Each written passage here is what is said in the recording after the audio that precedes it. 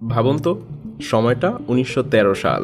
আপনি একদম নতুন ঝকঝকে গাড়ি চালিয়ে যাচ্ছেন শহরের পথ ধরে, কিন্তু হঠাৎ আপনার গাড়ির গতি কমতে শুরু করে। গাড়ির গ্যাস শেষ হয়ে এসেছে, কিন্তু তখনই চোখে পড়ে একটা অদ্ভুত দৃশ্য। সামনে পাম্পের মতো কিছু একটা, আর কিছু লোক গাড়ি থামিয়ে সেখানে দাঁড়িয়ে আছে। হ্যাঁ, এটাই ছিল পৃথিবীর প্রথম গ্যাস স্টেশন। আপনি ধীরে ধীরে গাড়ি নিয়ে এগিয়ে গেলেন, আর এক ব্যক্তি এসে কয়েক সেকেন্ডের মধ্যে আপনার গাড়িতে গ্যাস ভরে দিল। এত দ্রুত, এত সহজে, এ যেন কোনো জাদু সেই সময়ের পৃথিবীতে। এমন এক চমকপ্রদ ঘটনা যা তখনকার দিনে ছিল একেবারে অবিশ্বাস্য। কিন্তু আপনি জানেন কি, এটাই ছিল বিশ্ব বদলে দেওয়ার বীজ বপনের মুহূর্ত। এই উদ্ভাবন, এই ছোট্ট ঘটনা এমন এক বিপ্লবের জন্ম দিয়েছিল যা গাড়ির চাহিদাকে এক লাফে আকাশচুম্বী করে দেয়। দ্রুতই গোটা দেশে ছড়িয়ে পড়ে ১,৫০,০০০-এরও বেশি গ্যাস স্টেশন। গাড়ি চালানো হয়ে ওঠে এক নতুন স্বাধীনতার প্রতীক। আর আপনি এখন যে কোনো দিকে যেতে পারেন। সময় কিংবা দূরত্ব আর কোনো বাধা হতে পারে না। কিন্তু এই গল্প এখানেই শেষ না, বরং এখান থেকেই আসল রহস্য শুরু হয়। প্রথম গ্যাস স্টেশনটা খুলে যাওয়ার পরে এক অদ্ভুত পরিবর্তন শুরু হয়। আগের মতো গাড়ি চালানো আর সবার স্বপ্নের মতো ছিল না। গাড়ি চালানো যেন এক নিত্যনৈমিত্তিক ঘটনা হয়ে দাঁড়ায়। তবে আপনি হয়তো জানেন না, প্রথম দিকের গ্যাস স্টেশনগুলো মোটেও নিরাপদ ছিল না। পাম্পগুলো ছিল সোজাসুজি রাস্তার পাশে, এবং অনেক সময় জ্বালানি লিক করে সেখানকার পরিবেশে আগুন ধরে যেত। কিন্তু একেবারে বিপরীত কিছু ঘটতে চলেছে এরপরেই। ১৯১৩ সালে গালফ অয়েল কোম্পানি প্রথম শহরের বাইরে এক নতুন ধরনের স্টেশন তৈরি করে। এবারের স্টেশনটা ছিল অনেক উন্নত এবং আধুনিক। তারা ছোট এক পাম্পের বদলে স্থাপন করে বড় একটা আন্ডারগ্রাউন্ড ট্যাঙ্ক, এবং সেখান থেকে একসাথে ৬টা পাম্পের মাধ্যমে একাধিক গাড়ি দ্রুত গ্যাস নিতে পারবে। শুরুতে এই স্টেশনটা খুব একটা জনপ্রিয় ছিল না। তাদের প্রথম দিনে মাত্র ৩০ গ্যালন গ্যাস বিক্রি হয়েছিল। কিন্তু অল্প কয়েকদিনের মধ্যেই গাড়ির মালিকরা দেখলো তাদের গাড়ি এত দ্রুত এবং নিরাপদে ভর্তি হচ্ছে যে তারা বুঝে গেল এটাই ভবিষ্যৎ। এই গ্যাস স্টেশনগুলো খুব দ্রুত গোটা দেশ জুড়ে ছড়িয়ে পড়তে শুরু করে, এবং তাতে শুধু গাড়ির চাহিদাই পূরণ হলো না, বরং এক নতুন স্বাধীনতা লাভের চাবিকাঠি হয়ে উঠল এই গ্যাস স্টেশন। কিন্তু গল্প এখানেই শেষ হয়নি। আরও এক মহাবিপদ সামনে আসে। ১৯২০ সালের দিকে গ্যাস স্টেশনগুলো আর স্রেফ পাম্প হয়ে থাকলো না, তাদের পিছনে লুকিয়ে ছিল এক বিশাল সমস্যা। গাড়ি চালানোর জন্য গ্যাসোলিন ব্যবহার শুরু হলে এক নতুন বিপদ মাথাচাড়া দিয়ে ওঠে: ভেপার বা বাষ্প গ্যাস। কারণ গ্যাসোলিনের ফ্ল্যাশ পয়েন্ট ছিল -40°C, যার মানে হলো গ্যাসোলিন স্বাভাবিক তাপমাত্রাতেই আগুন ধরার মতো গ্যাস বা ভেপার ছড়িয়ে দিতে শুরু করত। আর সেই ভেপার যখন গ্যাস স্টেশনে জমা হতে থাকতো, তখন একটা ছোট্ট স্পার্ক বা আগুনের শিখাই যথেষ্ট ছিল পুরো স্টেশনকে পুড়িয়ে ছাই করে দেওয়ার জন্য। আপনি হয়তো ভাবছেন, এই সমস্যা থেকে নিরাপত্তা কিভাবে নিশ্চিত হলো?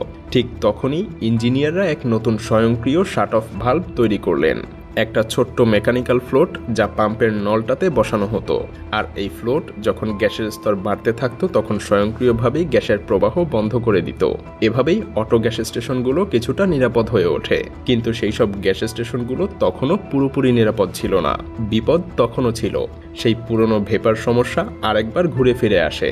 এবার মূলত গ্যাস ট্যাঙ্কে জমে থাকা ভেপার আবার নতুন ঝুঁকি তৈরি করছিল। কিন্তু এখানে একটা গুপ্ত সুরক্ষা ব্যবস্থা চালু হয়েছিল যা অনেকেই জানতেন না। এভাবেই ১৯৪৭ সালের পরে গ্যাস স্টেশনগুলো আর শুধু নিরাপদ ছিল না, বরং সাশ্রয়ী হয়ে উঠতে শুরু করেছিল। সেই সময়ে গ্যাস স্টেশনের মালিকরা প্রতিযোগিতায় টিকে থাকার জন্য একটা নতুন ধারণা আনলেন: স্বয়ংক্রিয় পরিষেবা বা অটো সার্ভিস। হ্যাঁ, প্রথমবারের মতো গ্যাস স্টেশনগুলোতে কোনো কর্মচারী ছাড়াই নিজেরাই গ্যাস নিতে পারত গাড়ি চালকরা, এবং এর ফলে গ্যাসের দামও নাটকীয়ভাবে কমে যায়।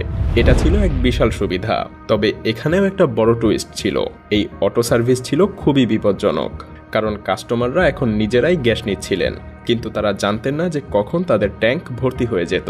ফলে গ্যাস মাটিতে পড়ে যেত, আর কখনো কখনো ভয়ানক দুর্ঘটনাও ঘটত। ঠিক তখনই ইঞ্জিনিয়াররা এক নতুন স্বয়ংক্রিয় শাট অফ ভালভ তৈরি করলেন। একটা ছোট্ট মেকানিক্যাল ফ্লোট যা পাম্পের নলটাতে বসানো থাকতো। এই ফ্লোট যখন গ্যাসের স্তর বাড়তে থাকতো, তখন স্বয়ংক্রিয়ভাবেই গ্যাসের প্রবাহ বন্ধ করে দিত। এভাবেই স্বয়ংক্রিয় পরিষেবার গ্যাস স্টেশনগুলো কিছুটা নিরাপদ হয়ে উঠল। মূলত প্রথম দিকে গ্যাস পাম্পগুলো ছিল একেবারে সোজাসাপটা।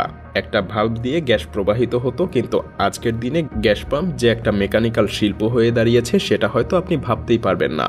আসলে গ্যাস স্টেশনের এই সকল সুরক্ষিত সিস্টেমটা থেমে থাকার সিস্টেম না। গ্যাস স্টেশনের উন্নতি কখনোই শেষ হয়নি এবং তারা প্রতিনিয়ত আরও নতুন প্রযুক্তির পথে পা বাড়াচ্ছে। এখন আমরা যে গ্যাস স্টেশনগুলো দেখি সেগুলো অটোমেটেড এবং স্বয়ংক্রিয় হয়ে উঠেছে। এমনকি ইলেকট্রিক গাড়ির জন্য তৈরি হচ্ছে নতুন পাম্প সিস্টেম, যাতে গ্যাসের জায়গায় বৈদ্যুতিকভাবে চার্জ হবে। কিন্তু এখানেই শেষ না। এই নতুন যুগের পাম্পগুলো এক নতুন ডিজিটাল বিপ্লব তৈরি করেছে।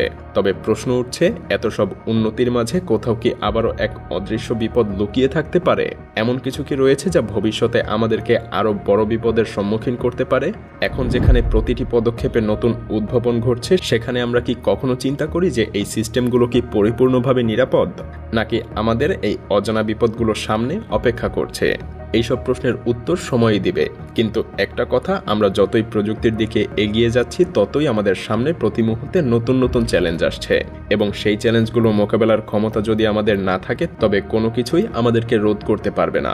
আমরা যদি সতর্ক না থাকি তবে আগামী প্রজন্ম হয়তো এমন সব সমস্যার মুখোমুখি হবে যেগুলোর পরিপূর্ণ সমাধান হয়তো আমরা কখনোই খুঁজে পাবো না। তবে নতুন যুগের প্রযুক্তি এখন আমাদের হাতের নাগালে। এই প্রযুক্তি এখন আমাদের ভবিষ্যৎ, এবং আমরা যদি একে সঠিকভাবে কাজে লাগাতে পারি তাহলে পৃথিবীকে আরও উন্নত এবং নিরাপদ করে তোলার পথে কোনো কিছুই বাধা হয়ে দাঁড়াবে না।